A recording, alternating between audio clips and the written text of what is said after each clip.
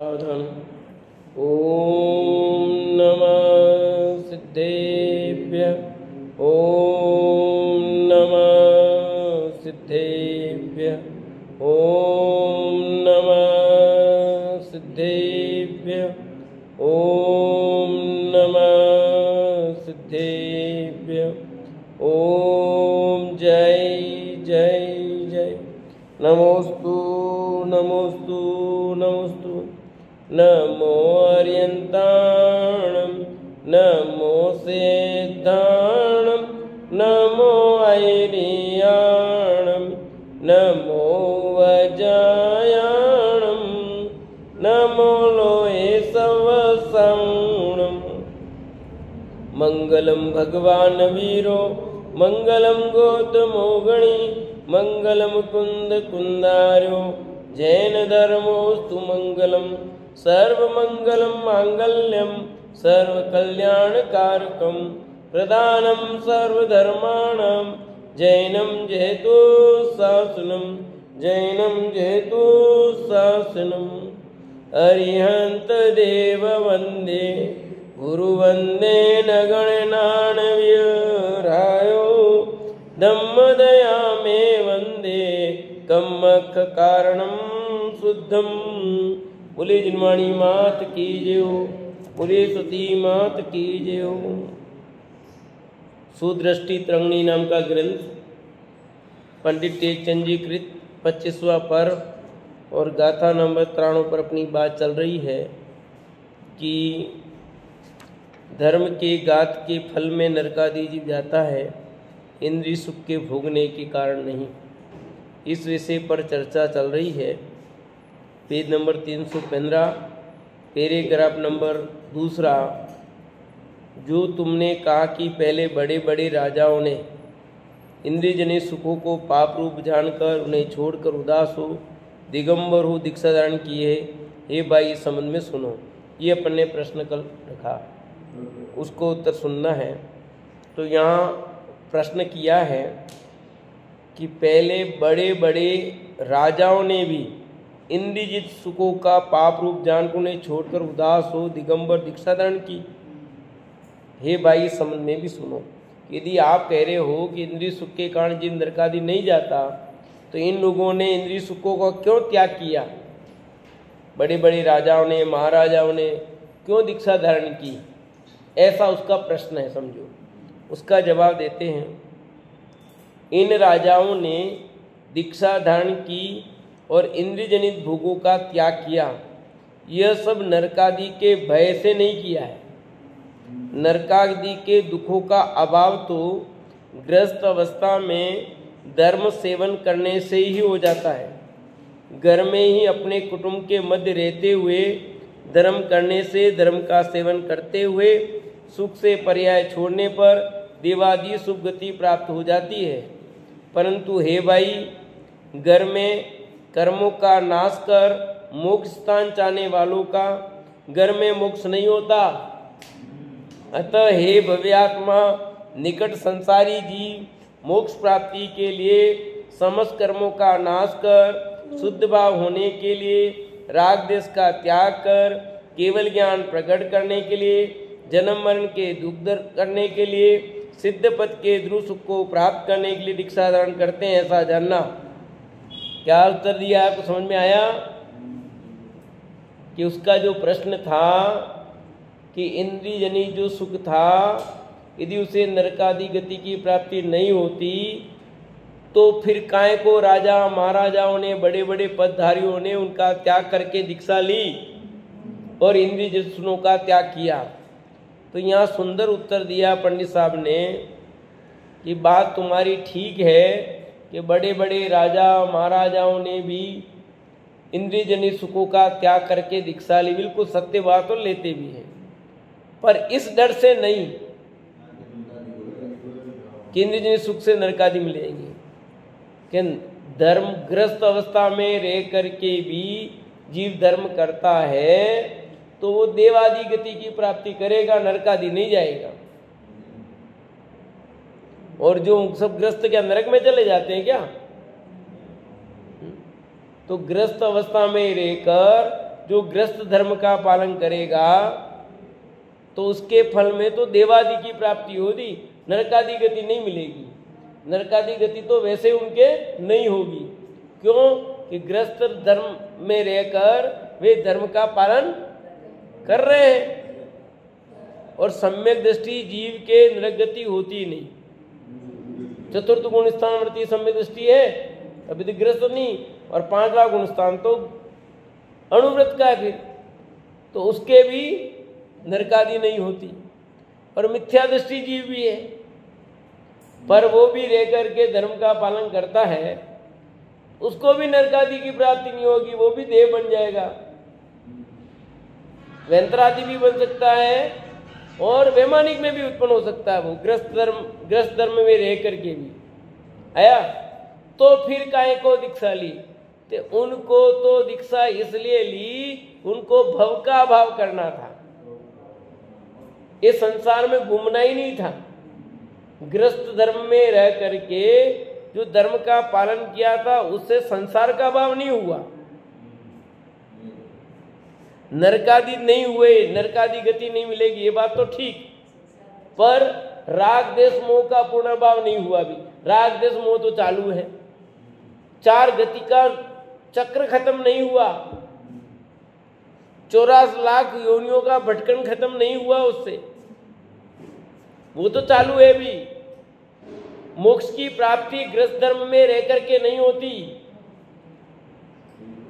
तो उन्हें तो मोक्ष की प्राप्ति करनी थी, उन्हें भव का अभाव करना था। किसका? कि नरकादि गति में नहीं जाएंगे, वो एक बार की बात हुई, पर आगे चलकर फिर तो जा सकते थे भाई। अभी नहीं गए, अभी देवगति में आए, फिर मनुष्य बने, फिर पाप कर लिया, फिर चले जाएंगे वो।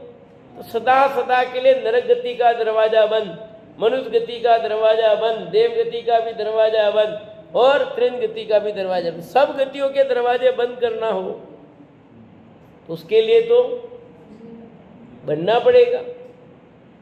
तो उन्होंने संसार का अभाव करने के लिए कितना क्लियर लिखा है, हे भव्यात्मा निकट संसारी जीव मोक्ष प्राप्ति के लिए, नरकादि के डर से नहीं, मोक्ष की प्राप्ति के लिए उन्होंने घर छोड़ा। समस्त कर्मों का नाश करने के लिए उन्होंने घर छोड़ा। शुद्ध भाव होने के लिए, पूर्ण रूप शुद्धता की प्राप्ति के लिए घर छोड़ा। राग देश का त्याग कर केवल ज्ञान प्रकट करना चाहते थे, इसलिए घर छोड़ा। गृहस्थ धर्म में रह करके केवल ज्ञान की प्राप्ति नहीं हो सकती। केवल ज्ञान प्राप्त करने के लिए मुनि दीक्षा धारण करना जरूरी है। मुनि दीक्षा धारण किए बिना, महाव्रत अंगीकार किए बिना केवल ज्ञान की प्राप्ति नहीं हो सकती। गृहस्थ दशा में रह करके आप नरकादि गति नहीं जाओगे, ये कार्य कर सकते हो। त्रिन गति में नहीं जाओ, ये कर सकते हो। स्त्री पर्याय में नहीं जाओ, ये काम कर सकते हो। परंतु मोक्ष की प्राप्ति गृहस्थ दशा से नहीं होगी, उसके लिए गृहस्थ अवस्था का त्याग जरूरी है। इसलिए बड़े बड़े ऋषि मुनियों ने पूर्व में जो राजा महाराजा थे, उस राजा महाराजा पद का, चक्रवर्ती पद का, बलभद्र पद का, सबका त्याग किया। राजपद का त्याग किया, सेठ पद का त्याग किया और नग्न दिगंबर भावलिंगी संत बन करके अपने कर्मों का नाश करके केवल ज्ञान की प्राप्ति करके सिद्धता को प्राप्त हुए। तो सिद्ध बनने के लिए उन्होंने ये त्याग किया है। और हमने जो बात कही है वो तो ये कही है कि इंद्रिय सुख का भोग भोगने से नरकादि गति चले जाएंगे, ऐसा नहीं है। वो धर्म का घात करते हैं, उसके कारण नरकादि गति जाते हैं। किसी गति में नहीं जाएंगे ऐसा नहीं कहा था हमने, गति का अभाव हो जाएगा ऐसा नहीं कहा था। तुम्हारी समझ में फेर हुआ है। गृहस्थ दशा में रह करके जो धर्म करोगे उससे आपके गतियों का अभाव हो जाएगा पूर्णतः, कि नहीं होगा। समस्त गतियों का अभाव करने के लिए, योनियों का अभाव करने के लिए, कर्मों का नाश करने के लिए तो आपको गृहस्थ दशा का त्याग करना ही पड़ेगा। आप देख लो, अरंत प्रमिष्टि के स्वरूप में भी ये बात लिखी, जो गृहस्थपना त्याग कर मुनि धर्म अंगीकार कर निस्वभाव साधन द्वारा 4 घाती कर्मों का क्षय करके अनंत चतुष्टय रूप विराजमान हुए वे अरंत, ऐसा लिखा, एकाक ने लिखा। तो इतना क्लियर है, जन्म मरण के दुख दूर करने के लिए, सिद्ध पद के ध्रुव सुख को प्राप्त करने के लिए दीक्षा धारण करते, ऐसा जानना। क्यों इन राजा महाराजाओं ने दीक्षा धारण की, ये हेतु दिया है कि नरकादि गति के डर से नहीं वो तो ग्रस्त अवस्था में हो गई थी उनकी तो, पर उससे आगे बढ़ना था उनको, तो उन्हें तो वो केवल दशा, वो सिद्ध दशा वो प्राप्त करनी है। और सिद्ध दशा प्राप्त करने के लिए तो दीक्षा धारण करनी पड़ेगी। गृहस्थ धर्म में रह करके आप चाहो कि मेरे तो केवल ज्ञान हो जाएगा, मुझे सिद्ध अवस्था प्राप्त हो जाएगी, कि ऐसा नहीं हो सकता है। वस्त्र सहित कोई चाहे कि मुझे केवल ज्ञान हो जाए, मुझे सिद्ध दशा हो जाए, कि नहीं होगी। संपूर्ण परिग्रह का त्याग चाहिए, संपूर्ण परिग्रह का। तिल तुस मात्र भी परिग्रह हो, मुनिराज भी बन गए, फिर भी परिग्रह रह गया थोड़ा बहुत भी कहीं, तो भी नहीं होगा। अंतरंग और बहिरंग दोनों परिग्रह का त्याग, सिर्फ बहिरंग परिग्रह के त्याग से नहीं होता काम। बहिरंग परिग्रह का पूरा त्याग हो गया, 10 प्रकार के बहिरंग परिग्रह एक भी नहीं है आपके पास, पर 14 अंतरंग है वो, कि 14 अंतरंग में मिथ्या चला के हो गया होगा। अनंतानुबंधी चली गई, ये चली गई होगी, तो भी नहीं होगा। अप्रत्याख्यान, प्रत्याख्यान, संजलन सब जानी चाहिए। पूर्ण रूप से त्याग होगा तब जाकर के केवल ज्ञान और सिद्ध दशा मिलेगी। संजलन कसाय रहती है तब तक तो काम नहीं होता, संजलन का भी अभाव होता है तब जाके केवल ज्ञान होता है, समझे कि नहीं? तो उस सब का अभाव करने के लिए वे दीक्षा धारण करते हैं। और गृहस्थ अवस्था में सिर्फ 2 कसाय चौकड़ी का अभाव हो सकता है, अनंतानुबंधी और अप्रत्याख्यान का। प्रत्याख्यान और संजलन कसाय का अभाव, उसके लिए दीक्षा धारण करना अनिवार्य है। वह तो दीक्षा धारण करने पर ही, महाव्रत अंगीकार करने पर ही, नग्न दिगंबर भावलिंगी दीक्षा लेने पर ही संभव है। क्योंकि कुछ लोग तो वस्त्र सहित भी महाव्रत मानते हैं, तो उसका इलाज नहीं है। जो धर्म काल में धर्म को छोड़कर पाप का सेवन करते हैं, उन्हें नरकादि खोटी गतियां होती है, अतः दुखी ही होते। कितनी क्लियर लाइन है विवेक जी, बहुत अच्छा प्रकरण चल रहा है, कल भी चला था, परसों भी। यहाँ कह रहे हैं कि इंद्रिय जो सुख है ना, वो नरकादि का कारण नहीं है। अभी तक तो अपन ये सुन रहे थे, क्योंकि तो फिर कहेंगे धर्म का जो घात किया वो नरकादि का कारण है। उसने जो प्रश्न पूछा था, वापस प्रश्न पूछा, तो फिर बड़े बड़े राजा महाराजा चक्रवर्ती ने क्यों त्याग की, विषय भोगों का त्याग करके क्यों दीक्षा ली? तो उनको भव का भाव करना था, सिद्ध दशा प्राप्त करनी थी, इसलिए नरकादि के डर से नहीं। तो वो ग्रस्त अवस्था में भी हो जाती है वो बात। अब आगे और कह रहे हैं कि धर्म काल में धर्म को छोड़कर पाप का सेवन करते हैं, उन्हें नरकादि खोटी गति होती है। काल धर्म का काल, और धर्म काल में क्या करता है वो?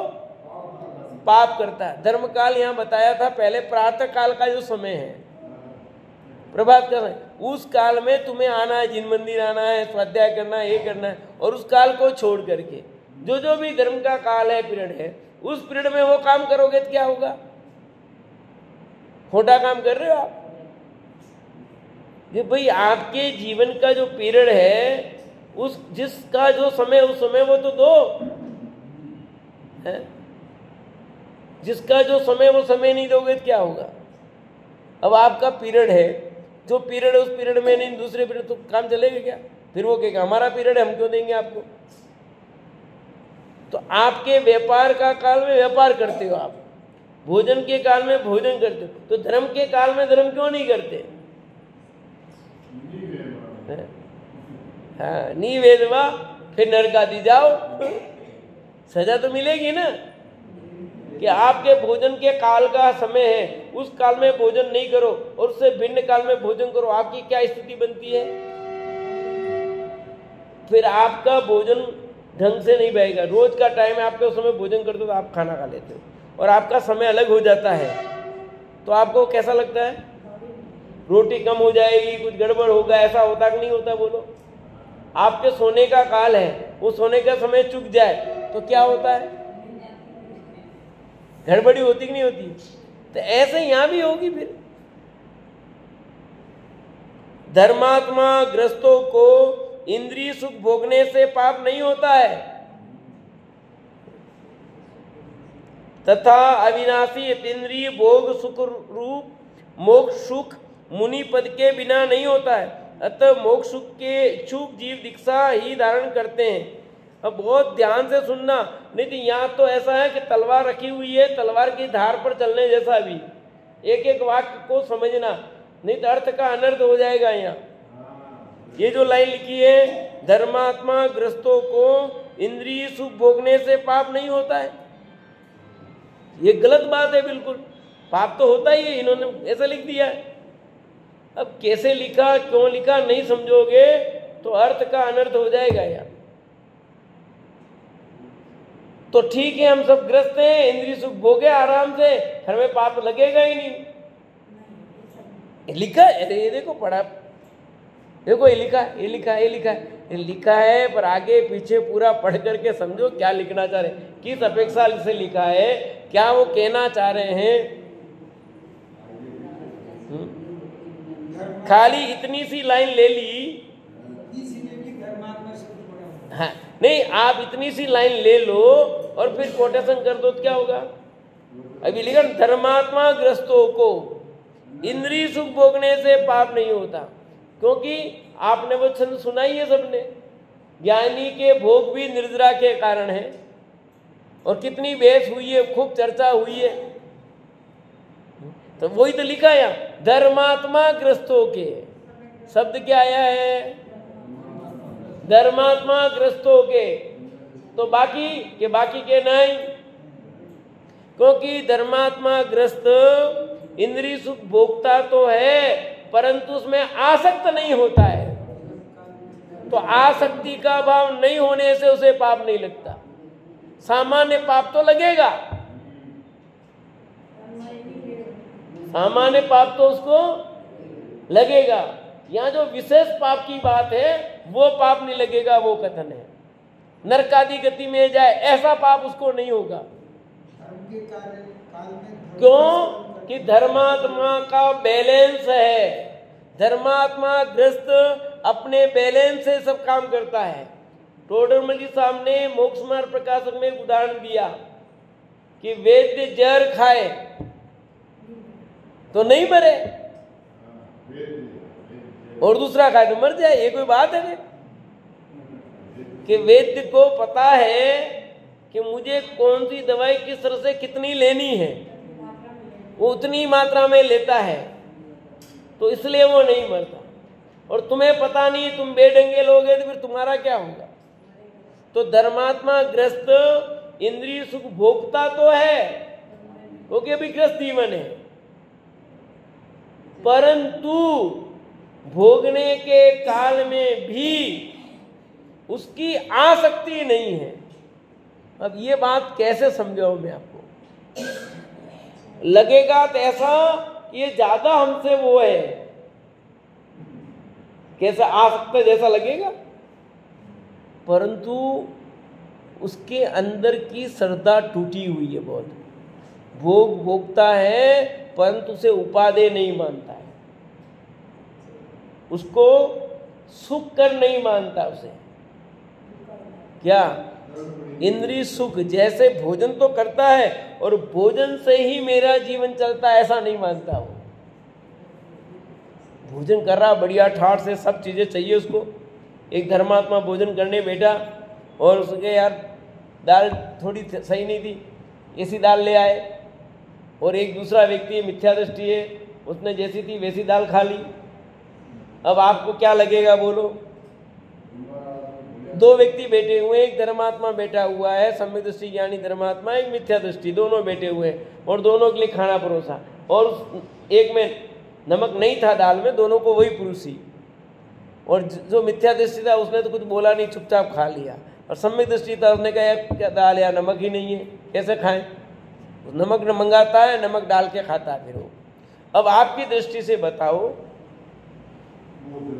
वो जो जिसने चुपचाप खा लिया वो आदमी ठीक, और जिसने नमक मंगा खाया वो कैसा?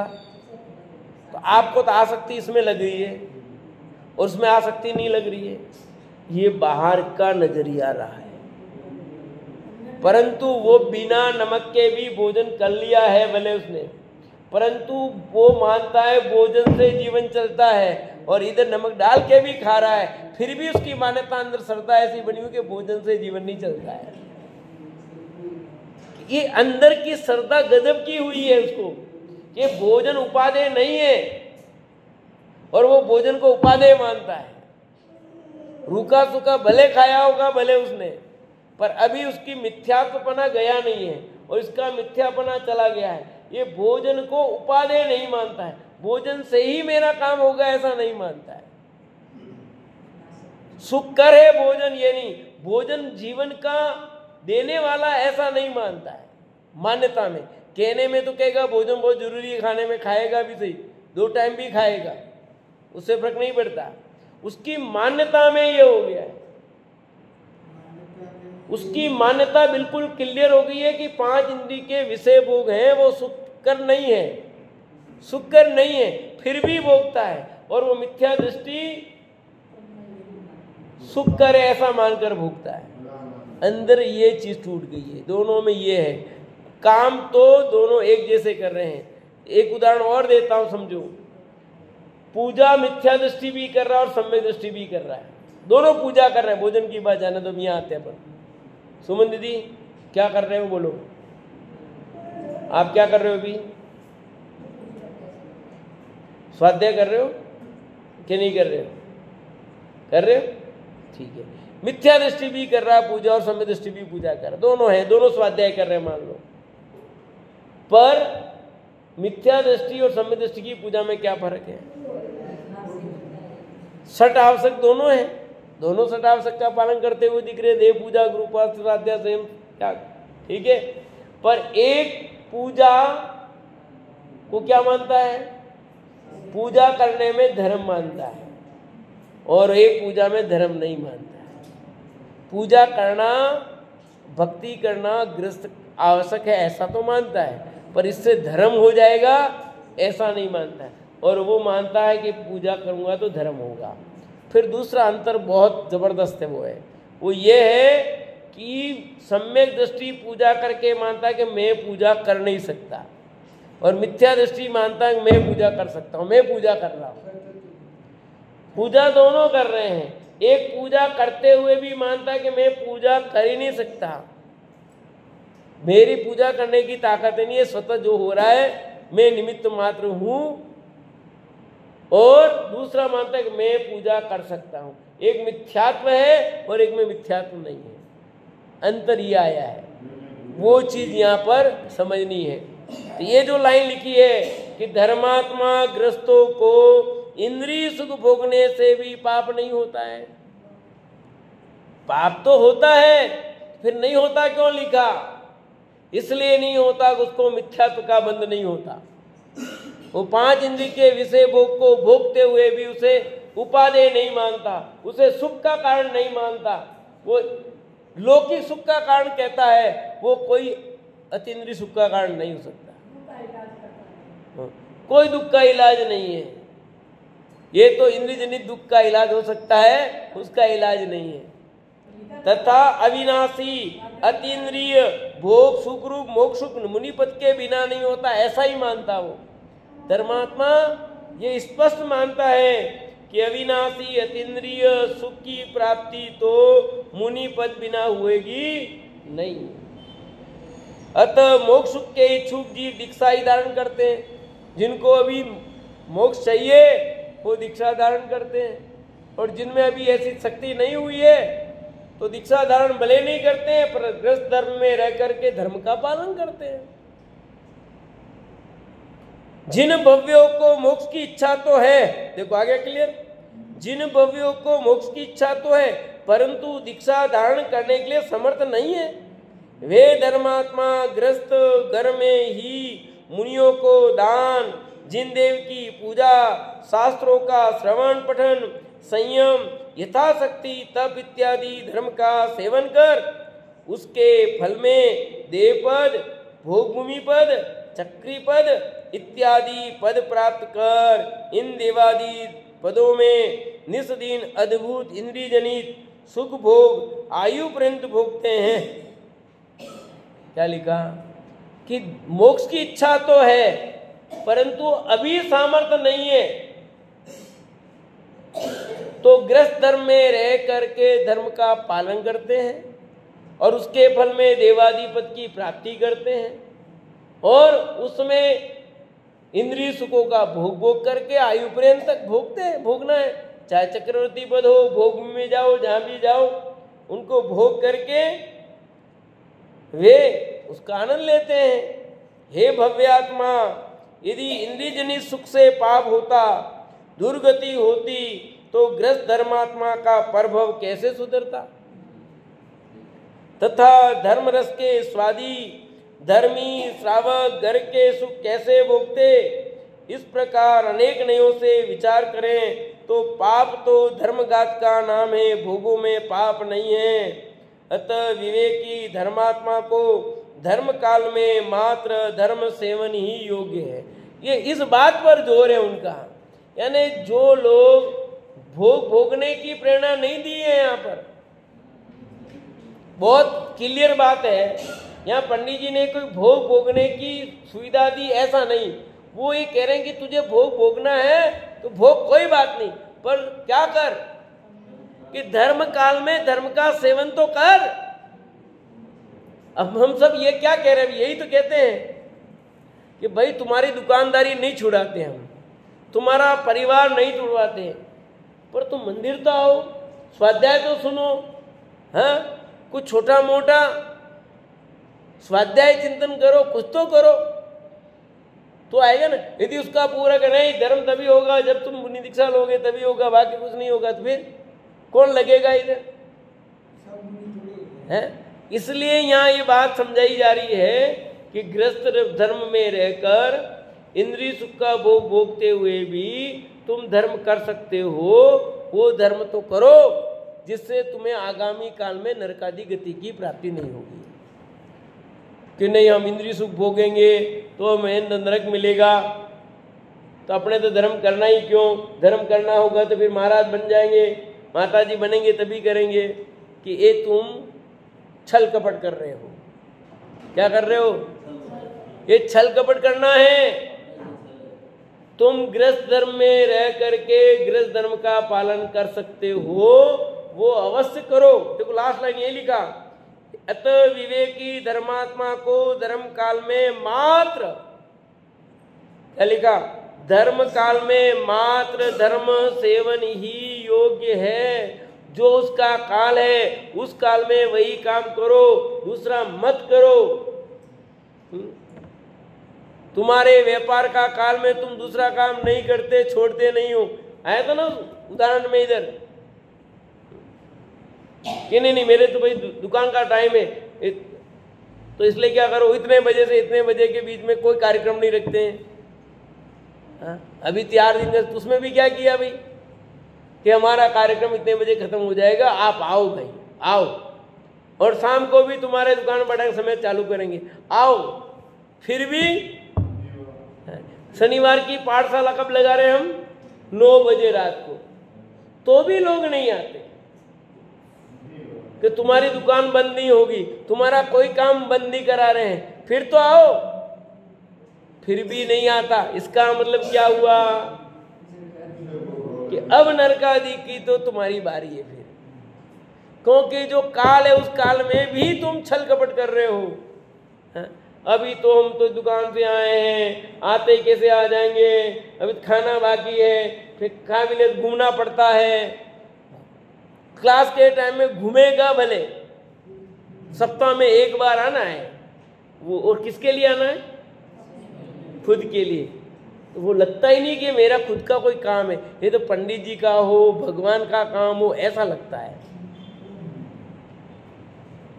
लग रहा है कि नहीं लग रहा है? बोलो, आपको लगता है कि क्या हमारा अपने ठीक है आधा पौन घंटा स्वाध्याय सुन लिया तो खूब हो गया, आगे क्यों बैठे? अपन भी यही करते हैं। अपना तो कुछ है ही नहीं ना, कभी ऐसा लगता ही नहीं हमें कि एक काम भी हमारे हो गया। तो ये जो क्लियर नीचे लाइन दी है कि हे भव्य आत्मा, यदि इंद्रिय जनित सुख से पाप होता, दुर्गति होती, तो ग्रस्त धर्मात्मा का प्रभव कैसे सुधरता? फिर तो कभी उसका भव सुधरता ही नहीं। तथा धर्मरस के स्वादी धर्मी श्रावक घर के सुख कैसे भोगते? फिर गृहस्थ धर्म के सब सुख भोगे कि नहीं भोगे? सब काम किए कि नहीं किए? इस प्रकार अनेक नयों से विचार करें तो पाप तो धर्मघात का नाम है। पाप किसका नाम है? धर्मघात करना उसका नाम पाप है, भोगों में पाप नहीं है। कि क्या कह रहे हैं? भोगों में पाप नहीं है। हमने तो अभी तक यही सुना वो भी गलत नहीं है, और यहाँ कह रहे हैं वो भी गलत नहीं है। बस विवक्षा या लिखा क्लियर, देखो स्पष्ट लिख दिया, इसलिए पंडित जी ने अनेक नयों से विचार करे तो, पंडित जी ने क्लियर भी कर दिया, शब्द डाल दिया इसलिए, नहीं तो तुम कहोगे ये तो पंडित जी ने भी गलत गलत बात कर दी, वहां जैसा लिखा था। इसलिए उन्होंने क्लियर किया कि अनेक नयों से विचार करें तो कौन सी अपेक्षा से बात चल रही है। देखो टोडरमल जी साहब ने भी लिखा मोक्ष मार्ग प्रकाश में, एक कसाय को छुड़ाने के लिए दूसरी कसाय उत्पन्न की जाती है। बच्चों को लोभ दे करके क्लास में लाते हैं, क्या हुआ? आप तो कसाय छुड़ाते हो और बच्चों को यहाँ बुलाते हो, प्रॉब्लम दे दो, तुम क्लास में आओगे तुम्हें गिफ्ट मिलेगा, तुम क्लास में आओगे तो तुमको कुछ न कुछ मिलेगा, तुम याद करके सुनाओगे तो तुम्हें गिफ्ट मिलेगा। तो आप तो लोभ दे रहे हो, ये तो लोभ कसाय हो गई। क्या क्या उचित है? ये उचित है। ऐसे यहाँ पर भी आपको लोभ कसाई की बात चल रही है, क्योंकि तू पूर्ण रूप से भोग त्याग कर नहीं सकता, क्योंकि मेरे को भाई धर्म करने के लिए तो भोगों का त्याग करना पड़ेगा, भोगों का त्याग करना पड़ेगा, और मैं फिर भोग करूंगा नरक चला जाऊंगा। तो ऐसी तेरे दिमाग में जो धारणा है उसको यहाँ ठीक कर रहे हैं थोड़ा सा, कि तुम्हारे इंद्रिय सुख भोगने से पाप होगा, ऐसा नहीं है। भोग तो धर्म का घात करने से होगा, और धर्म का घात करोगे यानी धर्म के काल में धर्म नहीं करोगे तो फिर तुमको विशेष पाप लगना ही लगना है। विवेकी धर्मात्मा को धर्म काल में मात्र धर्म सेवन ही योग्य है। कितनी क्लियर बात लिखी है। निष्कर्ष इतनी पूरी बातों का, ये 3 दिन से जो प्रश्न अपना चल रहा है उसका निष्कर्ष ये दिया है कि विवेकी धर्मात्मा को, दो शब्द हो गए, विवेकी शब्द भी डाला और धर्मात्मा शब्द भी डाला, 2 शब्द डाल दिए। श्रोत दीदी क्या? विवेकी और, तो विवेकी धर्मात्मा को बार में धर्मात्मा दिखता और अविवेकी हो तो वो धर्मात्मा नहीं है, इसलिए सब 2 डाल दिया इन्होंने। विवेकी धर्मात्मा को धर्म काल में, यानी जो धर्म का समय है उस समय में हमें धर्म कार्य ही करना चाहिए, उस कार्य को अपने पाप कार्य में नहीं लगाना। और अपन क्या करते हैं? पूरा समय किस में लगाते हैं? बोलो सूरज भाभी, पाप में। फिर क्या होगा बताओ? कुगति होगी। आपका जहां जो समय निर्धारित है उस समय के काल में वो कार्य करना, हजारों लाखों करोड़ों काम छोड़ करके ये कार्य करने जैसा है भैया।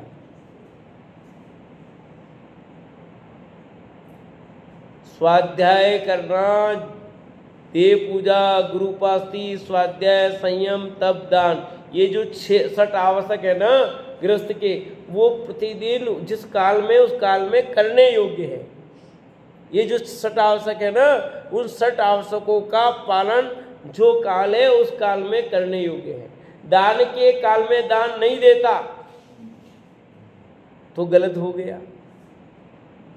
स्वाध्याय के काल में स्वाध्याय नहीं करता तो गलत हो गया। सुमन दीदी क्या कर रहे हो, बोलो। स्वाध्याय नहीं कर रहे हो ना? स्वाध्याय के काल में स्वाध्याय नहीं करोगे तो क्या होगा? पाप होगा। होगा कि नहीं होगा? और पूजा के काल में पूजा नहीं करोगे तो पाप होगा। तो बस ये करें कि जो काल है उस काल में कि तो हम कौन सा काल कि तुम निश्चित तो करो, कोई बात नहीं, तुम तुम्हारा समय निर्धारित कर लो, कोई बात नहीं। कई मंदिर 6 बजे खुल जाता है, कई मंदिर 7 बजे खुलता है, कहीं 8 बजे खुलता होगा। 8 बजे तो कह सब खुल जाता है जल्दी, पर उदाहरण के लिए बात में तुम्हारा काल तो निश्चित करो कि इस काल में हम करेंगे। तुम तो सारा ग्रस्त का पूरा कंप्लीट करा के 11 बजे 12 बजे आओगे तो फिर क्या होगा? तब तक तो वैसे भगवान तो बेचारे 24 घंटा बैठे रहते हैं, कहीं जाते ही नहीं है।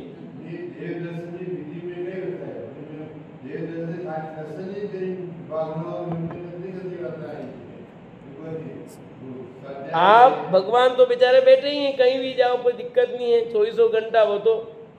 पर आपको पता है ऐसा है, देखो नियम है कुछ जो बोलने के संगीत भी, जो प्रातः काल का संगीत बोलने का होता राग वो शाम को नहीं गा सकते, ऐसे नियम संगीत के।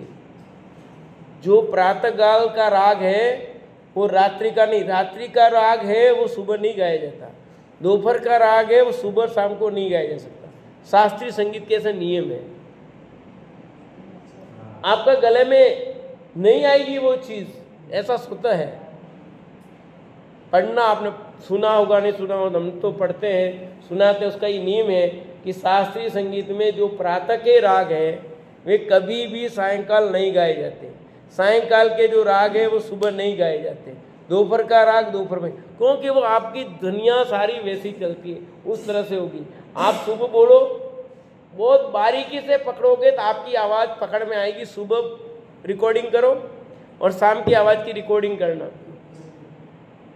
और फिर बहुत बारीकी से देखना तो आपको अपनी आवाज़ में अंतर मिल जाएगा।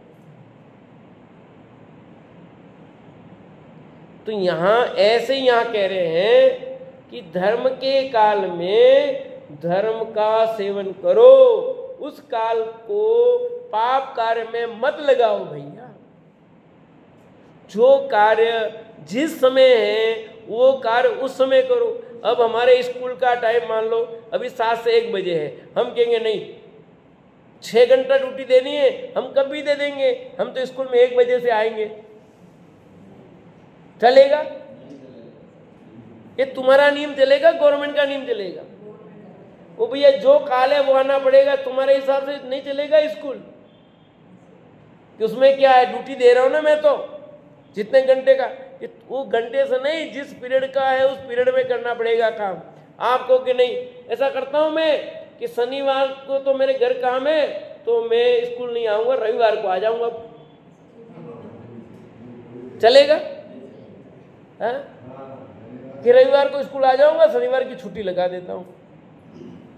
तुम्हारा रविवार की स्कूल छुट्टी रहती है, वो छुट्टी रहेगी। तुमको शनिवार का काम है तो उसकी छुट्टी लो। तुम्हारे लिए ऐसा नहीं करेंगे शनिवार स्कूल बंद कर दें, तुम्हारे लिए रविवार को चला देंगे, चलेगा? इसका अर्थ क्या हो, जिस काल में जो कार्य निर्धारित आपको वो करना पड़ेगा। करना पड़ेगा कि नहीं करना पड़ेगा? और व्यक्ति के अनुसार हो जाएगा तो क्या होगा, वहां अव्यवस्थित व्यवस्था हो जाएगी। इसलिए यहाँ पंडित जी ने कहा है कि धर्म के काल में धर्म ही सेवन योग्य है, दूसरा कुछ मत करो भैया। तुम्हारे हिसाब से नहीं चलेगा ये काम। और उस काल में तुम पाप कार्य करोगे तो फिर नरकादि गति बंद होगी और उसका फल तुम्हें भोगना पड़ेगा। अंत में निष्कर्ष यही है कि अपने को धर्म मार्ग में लग करके धर्म काल में धर्म का ही सेवन करना चाहिए। से चर्चा के चलेगी।